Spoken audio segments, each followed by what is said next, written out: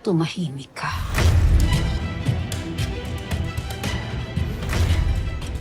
Madam, you know what?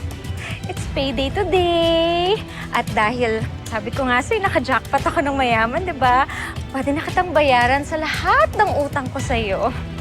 Dolores, hindi ko kailangan ang pera. Iba ang tulong na kailangan ko mula sa'yo. Ano po yan, Madam BFF? Bumalik ka sa tumahan. Asikasuhin mo ang mga sumasamba sa akin. At hintayin ninyo ang pagbabalik ko bilang banal nilang ina.